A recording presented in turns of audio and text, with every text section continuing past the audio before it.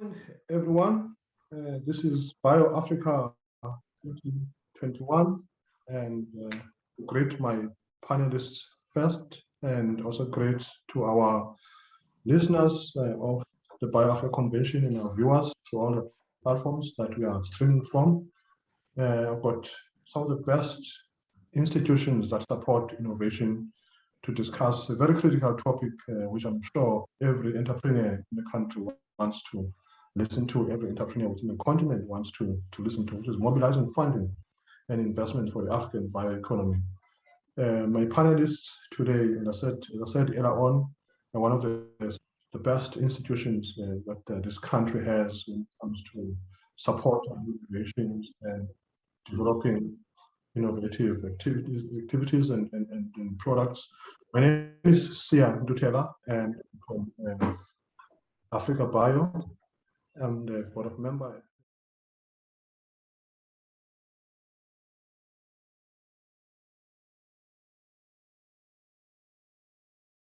With the colleague from the city of eThekwini, we've got Mr.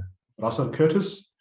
Russell is the head of Invest Durban, and Invest Durban, for those who do not know, is a partnership between the Metro City Council, which is the city of eThekwini, and private business sector, amongst others, Africa Bio, offering free advisory and service, investor advisory, especially, and promotion, because that's what is also needed, access to market.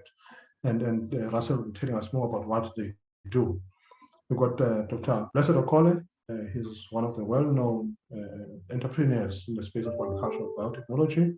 He comes from the CSIR, but more importantly, he's probably one of the people I know who've raised funding from donor funds, the Gates and others, successful on many projects within the continent. He's going to tell us more about that. We have Mr. Colin Mkonza, who's the CEO of Kemin Incubator, which is an instrument of the Department of Small enterprises in the South African government. And I know they've now taken the space of biotechnology as one of the instruments that they are supporting. What is that they're doing in biotech. And the roles of my colleague, Sarah Rosmarin, she's a head of entrepreneurial development from CITI, which is Cape Innovation and Technology Initiative, an NPO based in the Western Cape. Again, they support a lot of startups. I'm sure we heard about their launches either this morning through the BioCity. So panelists, welcome to this topic, and we want to hear more about what your institution does. And we'll start with you, Russell. Mr. Curtis from the city of eThekwini, especially Invest Durban. What do you guys do? How do you support entrepreneurs, and what activities do you do in raising investment for our entrepreneurs in the country? Good morning, Sia, thanks very much, and good morning, fellow panelists. Just a note, please, of AV Tech. Lloyd at Selby's, your microphone is on, and you're cutting across the sound of the speakers. So Lloyd at Selby's, mute your mic. Sia, just a 2 seconds, you've already really introduced Invest Durban. We work as that partnership between public sector, private sector, the international community.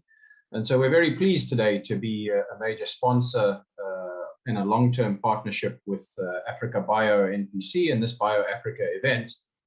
And that's really a reflection for us of the opportunities in this emerging space. So just a question of clarity, Mr. Panel Chair. Do you want us to speak about our 3 to 5 minute session now, or was this just a quick round of intros? Sure, please go ahead and just tell us more. Okay, excellent.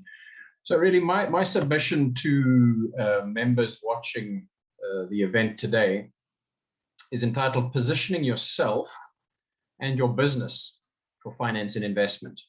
I think too often we focus on where's the money, where's the money, where's the money, who has the money, who has the checkbook, who has the checkbook, and we don't necessarily position ourselves, and we think about ourselves and positioning the business for finance and investment. I myself am an ex-banker. You can say I'm now doing my community service to pay back for the global financial crisis. And so I'll draw on what's commonly known as the 5 C's.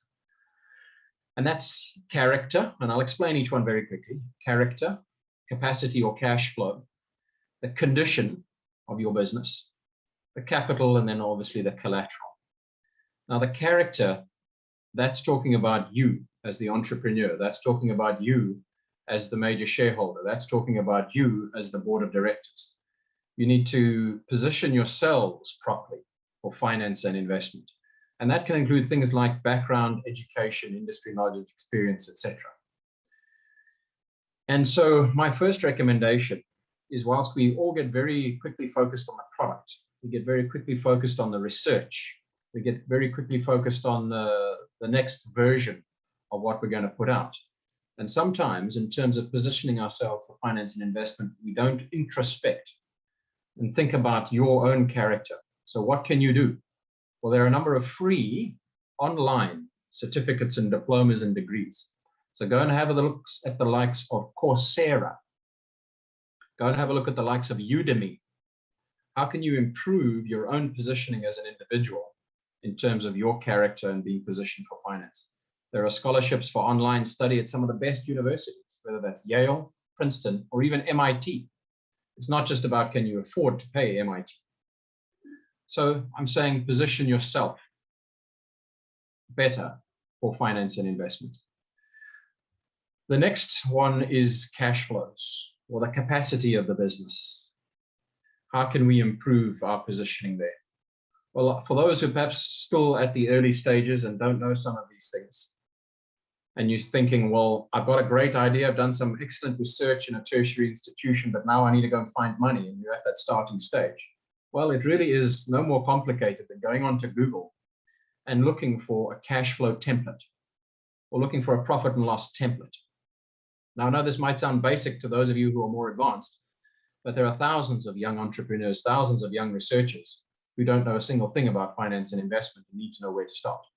So go onto Google, Google that P&L projection template or that cash flow template, and work systematically or intuitively from the top down all the way through. But another little tip, another little hint as you're going through this, be sure to list your assumptions as you work down that cash flow. The key assumptions that are driving your turnover, that are driving your costs, that are driving your marketing, that are driving a whole lot of things. List your assumptions and try and put them in certain parameters.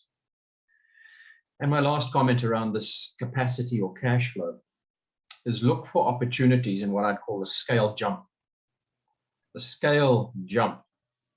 What are those things that can give you a quantum leap in your scale? What are them? Cost them. Include them in an appropriate point in your projections with a realistic effect on your turnover. So that's the second one, capacity and cash flow. And then on the condition, and this is really where I'll start to begin to conclude, is on the condition of your business, the condition of the industry, the condition of the economy. Is it a match? And I'd focus the condition of your business, whether that's your research, whether that's your product about to go to market, whether that's the positioning of your company in a branding sense. Focus on sustainability issues. There's an increasing trend in finance that's looking for impact. Yes, the standard financial metrics of impact, but also things like social dividends.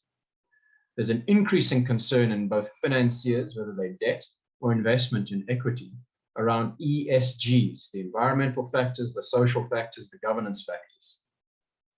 So think about the condition of your business, the condition of your product, the condition of your branding, and start to lean into those sustainability issues so that you are better positioned into a sweet spot.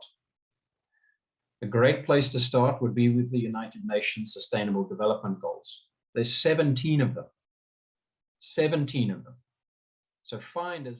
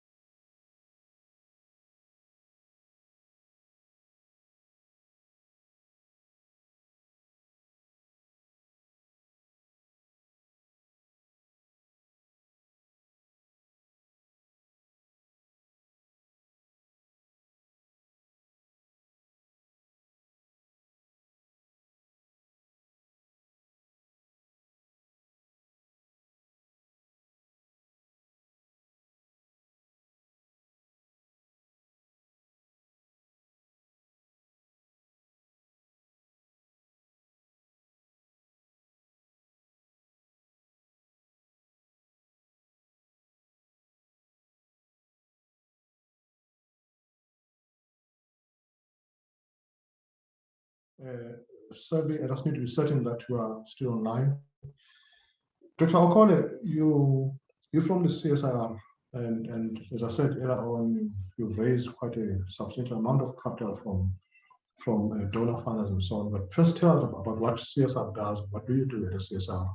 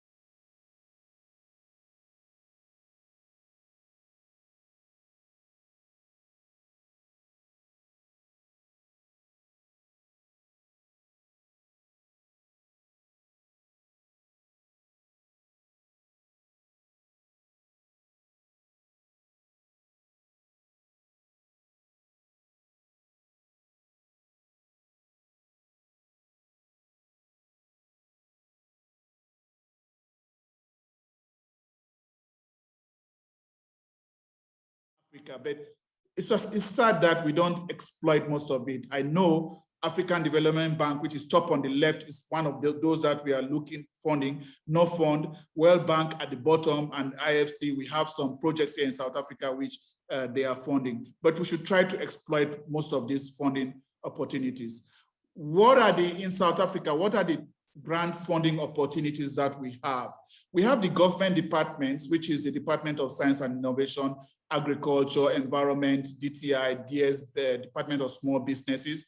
And then we also have the National Research Foundation, which they give bursaries, and they also have small grants where they take their projects right up to proof of concept. And then we have the Technology Innovation Agency. They have financial and non-financial funding mechanisms, and they do seed funding, technology development, right up to pre-commercialization. And the non-financial funding is mainly on like innovation programs or bilaterals, and then the Industrial Development Corporation that takes it to commercialization, and then banks, and then donor fundings like the Bill and Melinda Gates, where we succeeded to get around $20 million for one of the projects that I wrote, and also USAID, EU, DFID, African Academy of Sciences. There are challenges facing most of these organizations. The funding agencies are trying now to be as smart as possible. Some of them, they look at the donor countries and try to prioritize. The different criteria now are being used to apply. They said this funding is mainly for NGOs or for government, so you need to be aware of that. Or they say donor funding, they have political interference. If there is an issue in that country, they can put funding in that country. Or you have donor prejudices, which is if your institutions can't deliver. I tell you, most of the funding agencies, they know your institution, you will not be able to get funding, or natural or man-made occurrences, which is mainly like pandemics. We all see what is happening right now. Most of the funding now is going towards COVID-19. It used to be HIV, or it used to be flood if it happens in an area, or the type of networks that you are putting together. So it's important to have a good network to, and in my conclusion, you hear what I will say also about that. Capacity building in the institution, accountability, communication is also very important in your project. So this is areas that many big funding agencies are looking at, and they've prioritized the whole world. You could see high priority countries in red, medium priority in orange, low priority in green, and on target. Unfortunately, South Africa falls on target. So what do? You have to look at countries which are in the high priority to partner with them for you to put your proposals through, and there's high chance of you getting that. Just to conclude, these are just from my own personal experiences. You must try to do a desktop study on the funding organization that you are putting your application to. You must understand resource mobilization, and you must try to put a very powerful consortium. So if you have, most of your projects have value chain, different value chains, you must put leaders in that value chain so that you have a high chance of getting that project. And your project must be very innovative. You have a good log frame where we have milestones, deliverable timelines, and budgets. And then, like my colleague Russell said, your quality of financials is very, very important, and financial management. And a key thing also that funders are looking also is on sustainability. How sustainable is your project if the funds are pulled out? What is the outreach of your project? What is the relevance of the projects that should be supported? And then finally, of course, the risk and mitigations. Chair, that's just my few cents on the starting for the discussion. Thank you. Thank you, Dr. Okole. It's very good points you raised, and I like the slide where you're giving us some of the organizations that we could tap into as a country and a continent, and some of them are within our own continent. But we will come back to that. Colin, I know as Kemin, you do a lot of incubation, but the question becomes, how do you mobilize some of the funds that you got? Do you go outside? Are they all internal? Tell us more about what your incubator does as Kemin.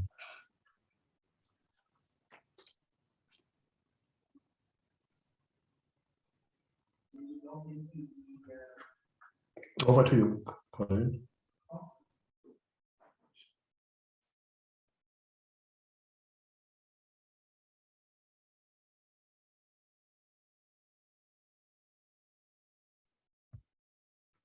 I hope you can see my Colin, are you with us? We can see your screen. Can you see? Yes. Okay. Thank you so much, Doc. Kemin, as you know, it's a government program established under SIDA, and it's now funded by Gauteng Province Department of Economic Development, ECDC, and AECI.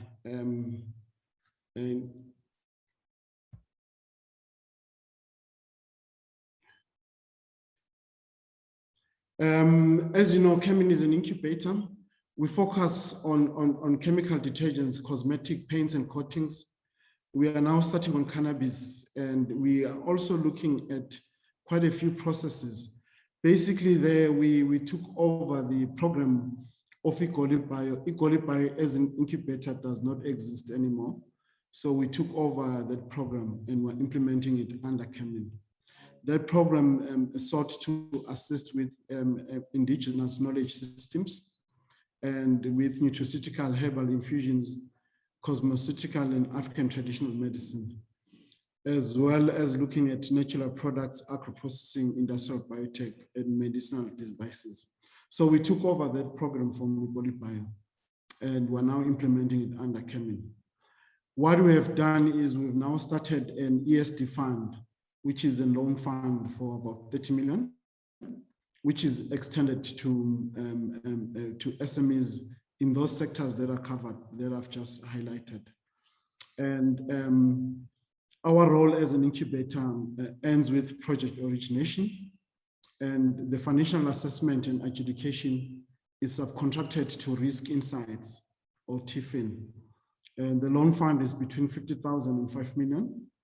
And for the funds are provided us at 5% at prime less 5%, which is currently about 2%. And loans we extend to SMEs for up to 9%, obviously depending on the risk profile of that SME. It's open to all SMEs in those sectors that I've just mentioned. We are looking for businesses with strong cash flows, and we offer revolving loans. Over and above that, we then assist the SMEs that we finance through our Camp Shop, which is an e-commerce platform that is now live, where we sell products that have gone through some quality assurance through the platform. The central distribution place is in Modderfontein, and we are currently testing systems of the platform, but it's live. You can order products and receive your products. And once it's fully tested, we'll then launch it in September. And then we've got our laboratory aspect to it. We now have got 3 laboratories in the whole country. Here in Modderfontein, we've got the chemicals laboratory, and in VUT, we've got a microbiology laboratory in collaboration with the VUT Science Park ICGPT initiative there. And then we've got a chemicals laboratory in Ngomashu called the Vula Detergent Center. We do product tests, we do product development, quality assurance. We also assess formulations, and we're now venturing into importing and exporting laboratory chemicals through that initiative.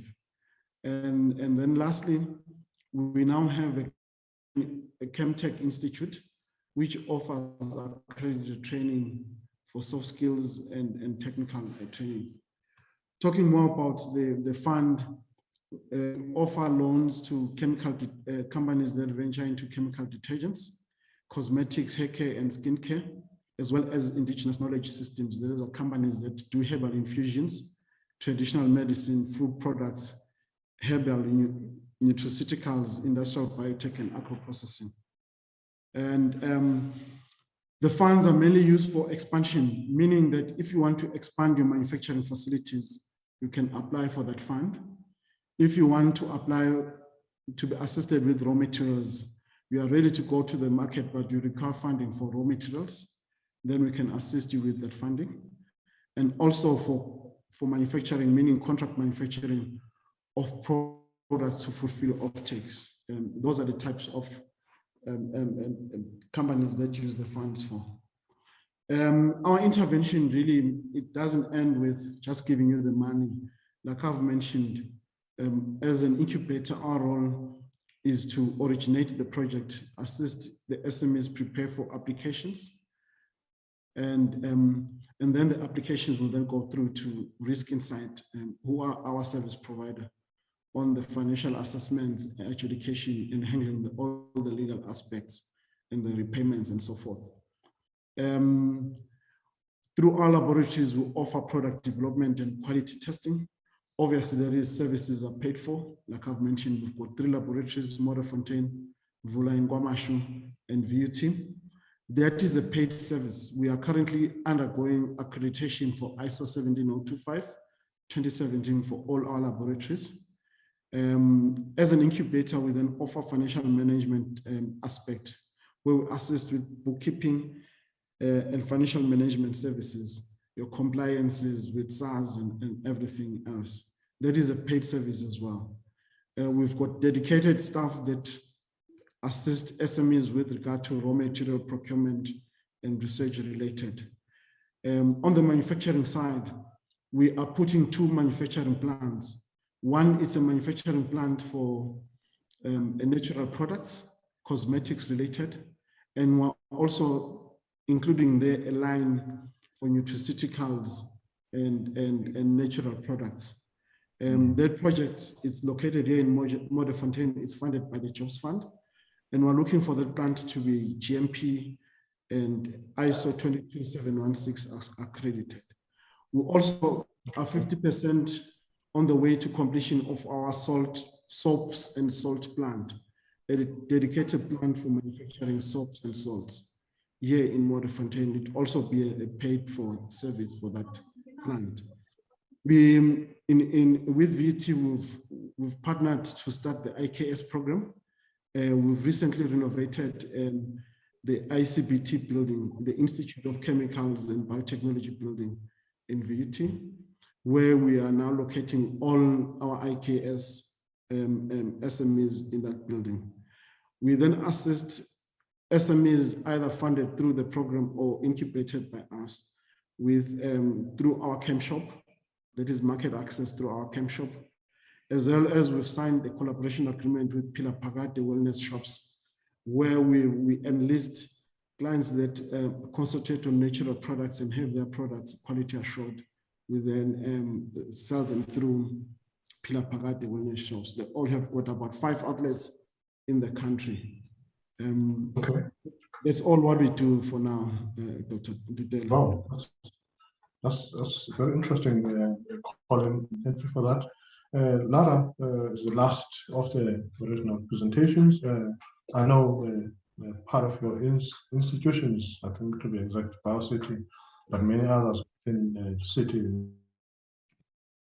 Thank you very much, Sia. A lot of investment from startups, from offshore sources. Yes, can you tell us more about what strategies did you guys implement to get these funds unlocked? Thank you, Sia. Thanks very much for including me in the panel. Just to say, it was absolutely fabulous to hear from the other panelists, to hear Russell talk about the scale jump and the social dividends and the SDGs, and Dr. Okale to talk about the immense potential in Africa and his blended finance, and Colin to hear from you and Kemen. So it's really been great to be part of the session and to learn from you all. So thank you for including me. So as many of you know, City is the Cape Innovation and Technology Initiative. We're an NPO, and our mission is to build a future-proof, inclusive society through tech and innovation. And City as a whole, we saw immense potential in biotechnology, to do good and positively impact people's lives. So that is what led to the development of BioCity, our biotech cluster. And BioCity is a platform for biotech entrepreneurs to turn their ideas into creative solutions. So we are very, very passionate about biotechnology and about assisting entrepreneurs. And clustering is a business theory that has demonstrated immense success in stimulating new industry, as we all know. And BioCity's program is designed to support the entrepreneurs by providing them with a myriad of areas of assistance. So firstly, we have our BioCity labs, where they can develop and improve their concepts without any strings attached. So it's an open source opportunity. And in addition to that, we provide support through business, financial, and technical mentorship, as well as access to our networks and support in developing bankable business plans for access to investor funding. So we know that no business is the same, and we know that no business needs are exactly the same. So we are able to develop a particular program and a particular trajectory for a business that suits their needs. So it's the lab space, it's co-work space, it is mentorship in terms of financial, technical, and business mentorship. And it's a culmination of all these factors that we believe will set the business up for positive growth trajectory going forward.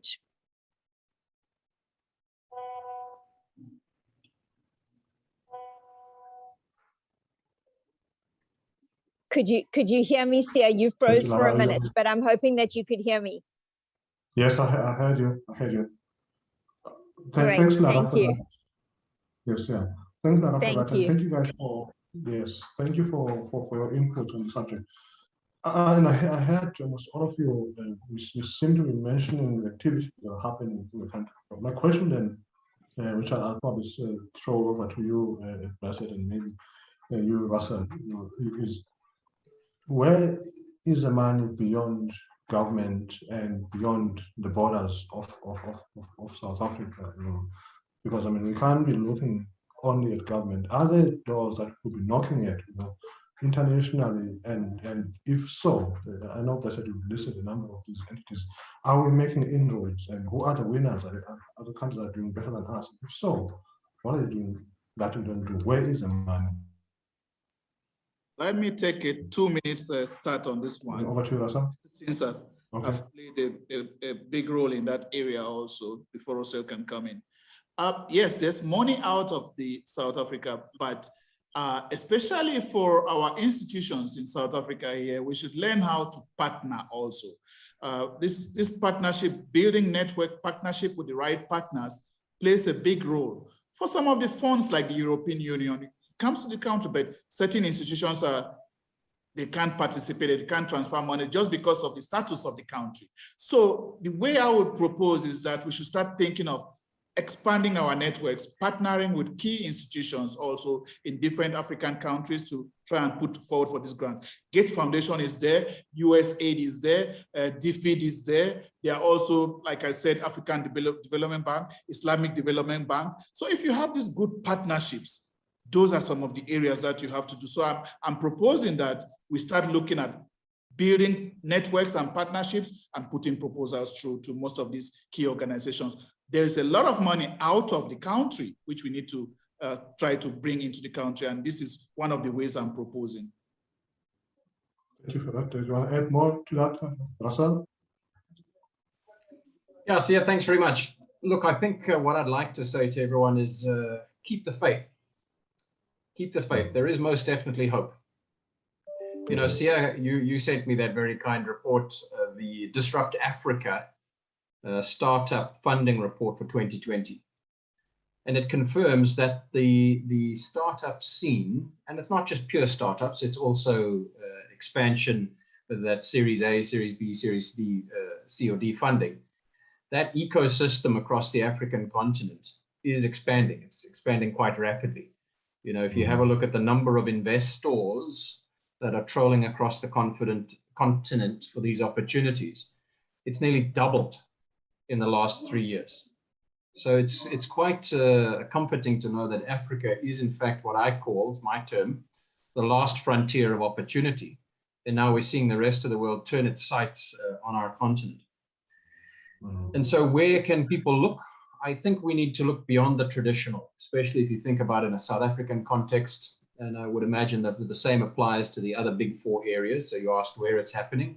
Well, it's happening in Nigeria, it's happening in Kenya, it's happening in Egypt. I think we all need to look beyond the traditional high street banks.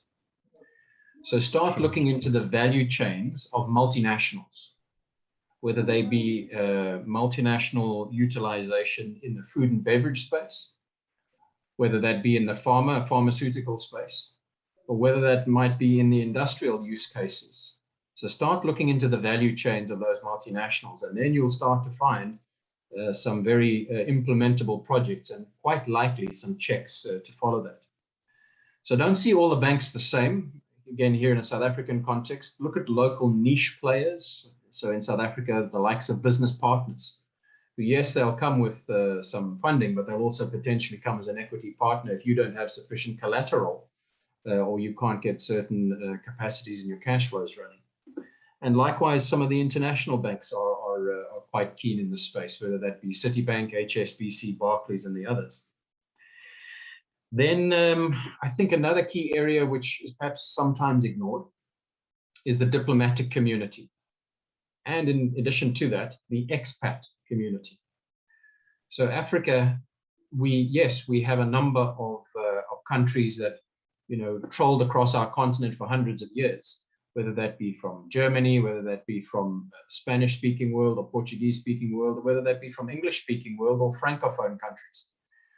And I think it's quite important we don't just see that in a history sense, or we see that in an ancient colonization sense. I think it's quite important that we tackle those proactively, constructively through the diplomatic community. We're seeing it in Kenya, in as much as there are European expats with a long history in Kenya who are attracting big investment there. We're seeing the UK government partnering in this space with Kenya. So let's reach into those diplomatic community links, because they are all there and they have got funding programs, whether that's from the US, Germany, UK, or other opportunities. Let's leverage off of those diplomatic community funding pots and expat community linkages. I'll stop there for the moment. Thank you. Yes, a very, very, very unique point there, Russell, especially on the part of of diplomatic relations. I mean, South Africa seems to we sign a lot of these relations to almost as many countries as possible, and perhaps it's a good point that we need to start to tap into that. I know, Lara, you wanted to add to the point. Your hand was, Thanks so much, Sia. I just wanted to say that I think it's important that we don't exclude VC funding in the space. And I think that even though we know that there is some hesitancy and some reticency, and that the VCs generally like to see impact and return on investment before almost making an investment, I just think that VC funding needs to remain on the radar. So I just wanted to add that in, along with all the other points that were made. Sure, certainly. I mean, that's good. But the question that becomes, and again, it's open to us, but I'm coming back to you, Lara, is are we winning with these VC funders, and what should our entrepreneurs do differently? Or perhaps, do we need to start to think of establishing or getting these VCs to establish themselves in the African continent to understand African biotech? Because we know that in the US, almost billions of rands every month are spent by VC, particularly by the African continent. And I think Russell quoted the Disrupt Africa report. Much as money is there, but there is just a few winners. Are we winning as an African continent in the space of VC internationally? Yeah, that's a very interesting question, and I'd like to quote our head of BioCity, Deepak, who describes it when I said to him, "Are we winning in the VC space?" And he says, "Lara, there are green shoots emerging." So there is some positivity, and there are some signs of success happening within the VC funding space. But something that I'm experiencing across the board, not only in the biotech sector or in biotechnology as it may be, is that we're finding that entrepreneurs and young businesses are going to present their case to the VCs for funding, but they're not presenting a complete case. And there are parts of the cases that are missing. So they're given the space and time by a VC. The VC is ready to look at what they have to offer, but they don't present all the necessary information for the VC to make an informed decision. And it's one of the gaps that we've identified at Citi. And we've actually put together a product called a Funding Readiness Driver in partnership with Outsource CFO to help young entrepreneurs or entrepreneurs in ideation and build and grow phases to put together a really compelling deck for a VC to be able to look through and make an informed decision. And I don't necessarily think that it's the businesses that aren't yet ready to receive the funding or the VCs that are not willing to give the funding. I think we need to provide a complete and comprehensive, amount of information to ensure success in this transaction. So I think we could definitely work together more deeply with our entrepreneurs in a funding readiness driver space to ensure that what they're presenting to the VC will set them up for success and funding going forward. Great stuff. There's a question that has come to me along the same lines, and perhaps Colin will come in here, because the question is, the funds that we put out there to support entrepreneurs, especially within the biotech sector or life sciences sector, within the context of what our government can afford, we think are sufficient. But if you look globally, we are not competitive. The question is that is coming up is now, what are the mechanisms that the state-owned entities calling the incubator that we're running and others, to start to partner with international funders and channel those funds through their incubation program so that African startups can have sufficient funding, not just limited funds. What are the models that are out there that are used by our incubators, Colin and other colleagues, to make sure that we partner with international funders and donors, not only just the government?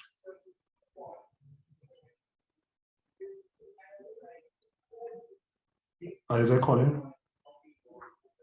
Perhaps Russell, if you want to step in, are there partnership models that we should be looking at through our state-owned entities so that the state can draw these funds and bring them into our entrepreneurs and not only be reliant on the state? Yeah, absolutely. I think if I can draw from the recent experience in South Africa with COVID and COVID funding, where government tried to start allocating public sector funds and public sector support into a greater number of private sector vehicles or partnership vehicles. look, some have been successful, some have not been successful. And so I think one of the key trends for me is where public sector, where it has certain funding, it intentionally partners with private sector's delivery mechanisms.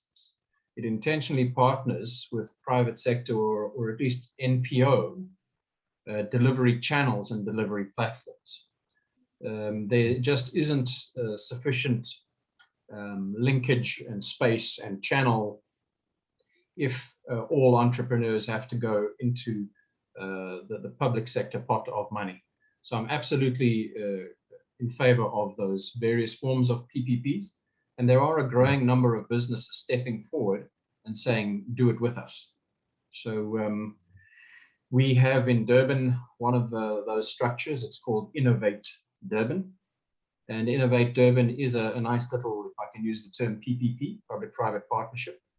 And in that space, what we were able to do is partner with public sector, partner with private sector, and we've now got a database of funding, which has probably got at least 300 different sources of funding through that PPP model of Innovate Durban. Thank you. Yeah, just to add, we are an example of such partnership with our ESD fund. The funds come from a combination of SOE and private sector funding.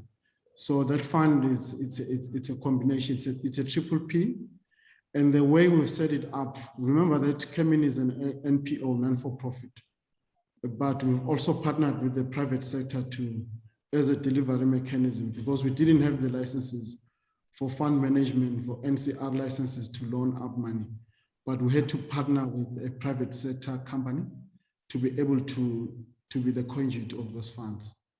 And in implementing an adjudication, we've allowed the private sector company to manage that aspect because they've got the experience and they have this expertise, and we don't have that experience and expertise. So that's why our role ends at project origination, and they take over that, do the adjudication, the legal contracting, and so forth. Yeah. Lara, are there good models that we could look at as a country, perhaps not as a continent, but continent becomes difficult to measure and monitor. But as a country, are there good models that we could look into internationally to start bringing these venture funders and capitalists in the country? Because if you probably read the JSE, there's so much cash lying around in private equity, but look at how many venture capitalists that are looking at biotechnologies and life sciences. There's very few of them there. Almost all of them, they're looking at other forms of industries, but legally is happening within the mining space. So within the biotech spaces, as it may be for them, look at mining, construction, and so on. What models can you look at and learn from, if any, that you could adopt as a country to start mobilizing venture capitalists to such foot in the country, but more importantly also to look at South Africa as the destination for investment? Thank you for the question, Sia. I said I hear you, and the question is that are there successful models that we should adopt in mobilizing international donor funds, and who are the winning countries? And we know that success leaves clues. So where do the successes lie? And maybe one example is Latin America that has demonstrated success in developing their biotech ecosystem model. I mean, it's shown growth amidst economic and political instability in the region. And they were able to attract both private sector and donor funding from international companies, with Chile leading the way. And according to the report, it was in excess of $30 million to support the efforts to stimulate the bioeconomy in the country. So this regional growth in biotech support has been realized from VC funds. And I think that the amount was in excess of $600 million. It was a 46% growth. And so we as BioCity, we believe in the stimulation of the biotechnology clusters. And we believe if we stimulate the clusters, it will be a winning formula to really, really improve investment in the space. And I don't think it's something that we can do alone. And looking at the caliber of panelists that are here today, if we pull together and merge our efforts, we could too see an unbelievable growth in the sector. I like that. I'm actually going to ask that question to all of you at the end of this to say maybe perhaps just let this partner not just be for now, get their heads together and start putting something big, from all these organizations. That next year we talk about something that has been developed and established by all of you. Obviously, continue with your own autonomy, but somehow, as I think Dr. Kola said, we need to put all of our heads together and approach this international funders. There's a question for you. I agree with you, Sia. And for me, as for City, for BioCity, I'd like to know what my colleagues are doing that are really successful and what can I learn from them. How can I learn from them, and how can we share our successes, and perhaps share the things that we did that didn't go so well, so we don't repeat the cycle. Certainly. Dr. Alcola, there's a question from you again from one of our delegates. The question is, you mentioned partnering beyond your country. Where can an entrepreneur access such partnering networks? You can start from universities. You can start from research organizations, and you could make contacts. In different fields, you have experts in that. Take, for example, this new buzz about cannabis. Okay, let's use that as an example. You could say, okay, look, I want to partner with an institution in Kenya, and you Google for a good institution, or you contact people like us who have the networks, because in this modern world, Dr. Sia, it is networks that matter. It is networks that matter. To get the right network, like I said in my presentation, if you have the right people in your proposal, you already have 50% success that proposal is going to fly through. That is how it works. It's a reality. I mean, my colleagues will bet on that, because they know that these people that you have in that particular project can deliver. So you start with research institutions. You could Google, or you could ask colleagues also in that field who are experts in the different countries, for example, Kenya, Zimbabwe, Malawi, any country, more especially those on the red, which I mentioned, especially for grant funding. Your chances will really be higher for you to have that grant. Thank you. Another question comes from the audience and to you, Mr. Curtis, that asks this question: that does Invest Durban have partnerships beyond beyond South Africa or outside South Africa that would allow multinational value chains, and also to support? What support does your institution, Invest Durban, or any of its sister organizations perhaps provide to entrepreneurs that are looking to then tap into these value chains that are beyond the borders of the country? Yeah, great. Thanks, Sia. Look, as Invest Durban, no, we don't provide funding ourselves directly, but we facilitate access to funders. Sorry about that, cell phone. We facilitate access to funders. We facilitate access to industrial partnerships. And so the city of Durban's got quite a unique architecture of industrial partnerships. The Durban Automotive Cluster, Durban Chemicals Cluster, Durban Textiles and Clothing Cluster. And so those are formal external public-private partnership legal entities, which we co-fund. We sit on the boards, and we help to then channel deeper localization and deeper opportunities in those value chains to some of the multinationals and some of the larger suppliers across the African continent. We also push different tech solutions or different tech platforms to this question around financing. And one of them that anyone can access is done by a good friend of ours, Darlene Menzies, originally from a company called Development House. And that is finfind.co.za. It's just F-I-N and then F-I-N-D. So finfind.co.za is becoming a fantastic online portal to access finance in quite an intelligent manner. And so behind that FinFind portal, I think they've got something like 350 different access portals to finance based on the need or based on the type of financing that's been sought. So it really is a lot of partnership hard work to get there, but there are platforms that are available. Thank you. before our time is gone, I know it seems venture capital is always looked at as the best thing after government funding, but there are other models and other systems that could be used. And I want to talk more about the angel funding or angel investments. Now, I know it's not a very much talked about topic within the space of life sciences and bioeconomy, but could we be looking at that as another form within the African continent, especially on the grounds that we don't have big pockets, except for private sector, but where is angel investment in Africa? Lara, maybe perhaps less from your point of understanding how this works. Do we have sufficient angel investors? Is that a better model that could also look into to support biotech startup and entrepreneurs? Thanks, Sia. Thanks for the question. So just to say that there is a successful angel investment model happening in South Africa. We do have networks of angel investors, and they invest at their discretion in areas that are of interest to them and that fall within their mandate. But I don't think that there's any reason why we cannot table biotech as a top drawer investment. With all the expertise of the people on this panel today, I don't see any reason why we cannot table it to the angel investment community and put it on the radar in a very, very big way. Mm-hmm. So from my side, I see no reason why not.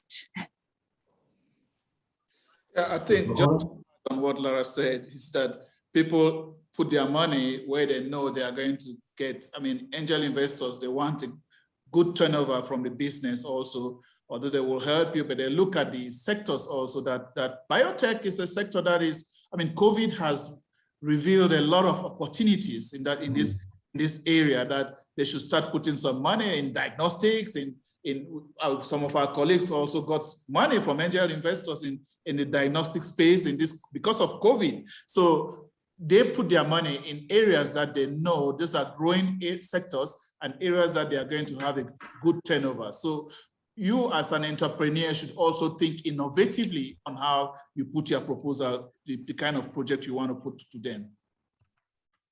Agreed. I agree with you there. Okay, colleagues, I think our time is almost over. I'm going to ask the last question. So that's a very brief one, half a minute or so. What can you expect from your institution, starting with you, Russell, over the next 5 years? That is going to be, what's the right word now? That's going to be turning things around in support for biotech innovation and bioeconomies in the country and the continent, if you have that mandate. Yeah. So thanks. Yeah. Look. Really, I know I've said this, but I'm repeating it again. We intentionally choose to work via public-private partnerships. So as Invest Durban, we'll continue to push into the organized business structures. I've mentioned some of them today. We continue to invest our funds into those. We continue to invest our time into those, because I don't believe there's a lack of money in the world. I don't believe there's a lack of funding in the world. I think the problem is access. I think the problem is knowledge of those. And most importantly, the linkages to those are either difficult to access or those linkages channels are blocked. So we'll continue to exert ourselves in those spaces, bringing the chairs of public sector, private sector, academia, and industry closer together so that we can unlock those blockages, so that we can improve those linkages, so that we can accelerate the dissemination of information to the pots of money that are out there, not just in South Africa, but from the international community, who do in fact see Africa as the last frontier of double-digit growth. Thank you. Thank you. Colin? Yes, thank you so much. With Kemin, we are truly solidifying our assistance to become holistic in the sense that technically we've got laboratories and we're going through accreditation, making sure that we offer both chemical and microbiological assistance. And then manufacturing aspects, like I've said, we've got the soap and salt plant almost complete. And then we're putting up the cosmetics plant, which will have a nutraceutical line. That means IKS will be fully supported. And then in our partnership with VUT at the VAL, where we've got our microbiological laboratory, it's also a fully equipped center to assist natural products, IKS and so forth. And then lastly, we're expanding our fund. Like I mentioned, currently it's a 30 million fund, and we're increasing and growing it and making sure that by the end of next year, at least it's a 100 million fund, and which is open to IKS, natural products and so forth. Okay. And then our shop is gaining strength by each day, and soon it will be really a national, with a national footprint, and making sure we deliver products nationally. So yes, we're offering a holistic support service. Thank you. I won't go around the panel, but I think the message that should come out of this is that beyond this panel, we should then get our heads together, and maybe Africa should push that to start tapping into these funds outside of the borders of South Africa. Thank you to my panelists, and thank you to the control team. But more importantly, thanks to our audience who kept us very busy. Please continue to support the other programs within the convention till we meet again. Bye-bye. Thank you, Sia. Thank you, Sia. Thank you. Thank you, colleagues. Thanks, everybody. Thank you. Bye. Bye-bye.